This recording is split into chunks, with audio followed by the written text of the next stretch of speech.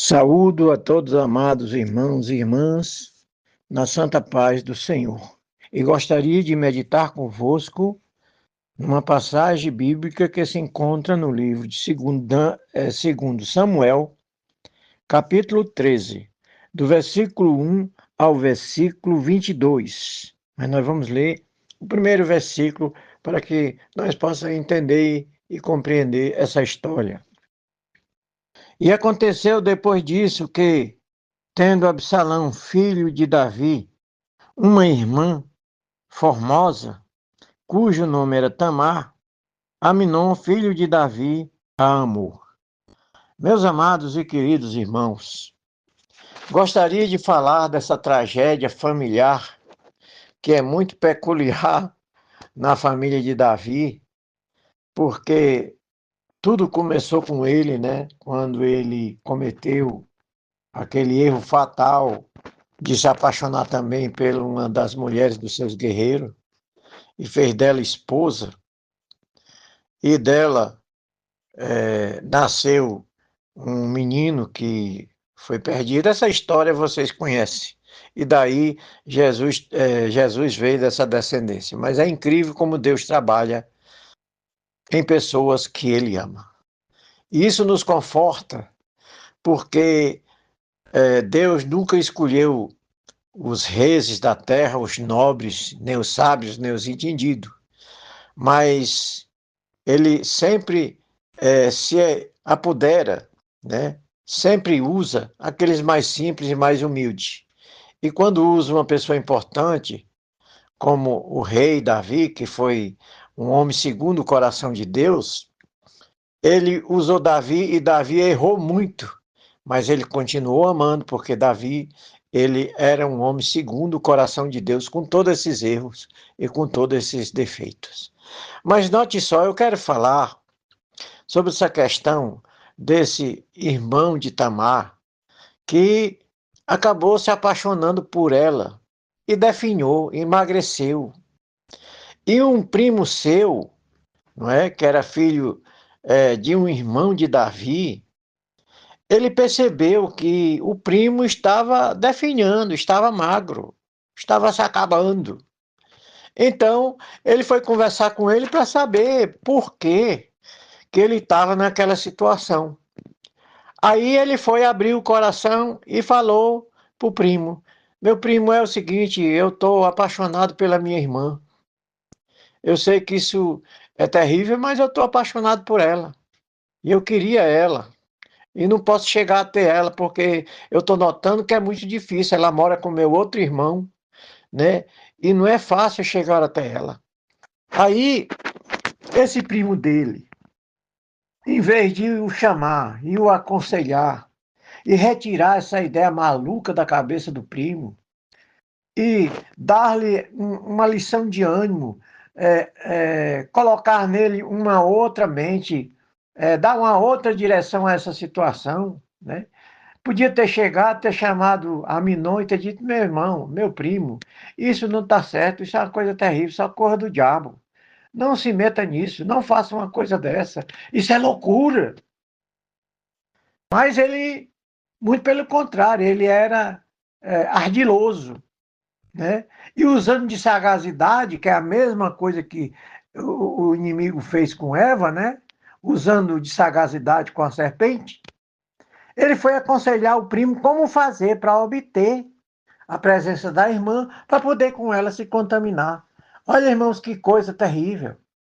Então, ele disse para Aminon: Ora, finge então que está doente, tu já está magro, né? Finge que está doente, te deita na cama, e aí com certeza o teu pai vem te visitar, porque Davi sempre visitava os filhos quando estava em situação difícil, né? Um pai tem sempre esse dever, né? Então, quando Davi chegou lá, ele fez um pedido a Davi. Ele disse: Meu pai, eu quero que Tamar venha fazer comida aqui na minha casa para mim, na minha frente, diante dos meus olhos, para que eu possa comer e receber da sua mão a comida e me saciar, né? Então, Davi vendo aquela situação e vendo que o filho estava doente, não hesitou em chamar a filha, porque também ele não sabia da intenção do coração do filho, né? Então, ele ordenou a Tamar, irmã de Aminon e de Absalão, e ordenou que Absalão liberasse Tamar, que ela morava com Absalão, né? Para ir à casa de Aminon e fazer comida, alguma coisa para ele comer, para ele sair daquela situação. Então, Davi ordenou e Absalão liberou a moça e a moça foi lá fazer o alimento para o irmão, né? Que o irmão estava definhando. Ela também não sabia desse negócio, dessa trama maligna dele e do primo dele. E foi lá, preparou a comida diante dos olhos deles. E quando estava tudo pronto, que foi dar comida na mão dele, ele rejeitou a comida e pegou a moça e levou para a cama e forçou a barra para se deitar com ela.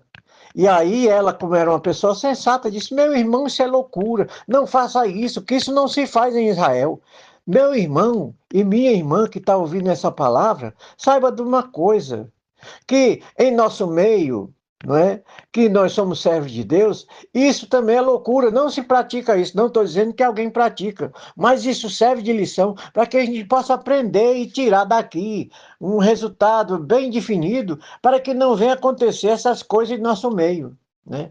Então, a moça tentou se liberar dele, tentou se libertar dele, mas não conseguiu, porque ele era mais forte, né?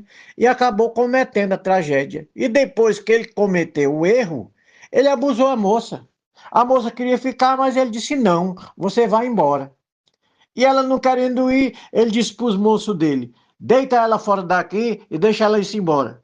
E deram notícia para Davi. E Davi fez alguma coisa? Não, Davi não fez nada. Porque ele já tinha cometido também um erro pior do que esse. Aí quando a pessoa fica amarrado nessa situação, não pode. Então, irmão, nós precisamos ter cuidado.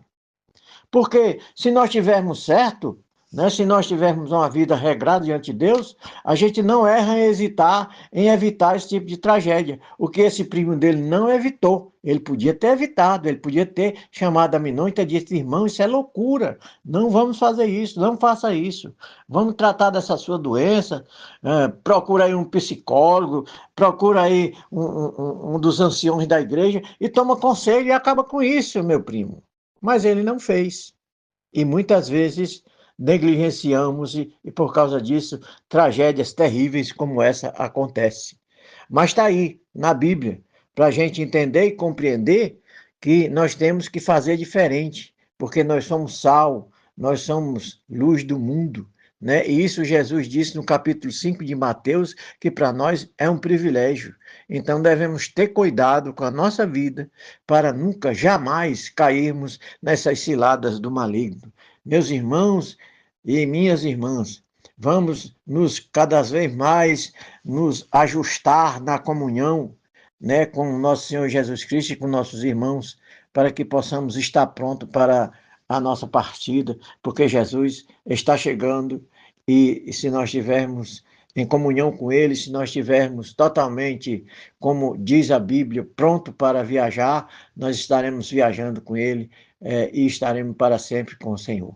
Que Deus nos abençoe, nos ajude, para que possamos estarmos, né, fiel a Ele, para que nós possamos estar apto a partir para a glória. Amém? Que Deus nos abençoe.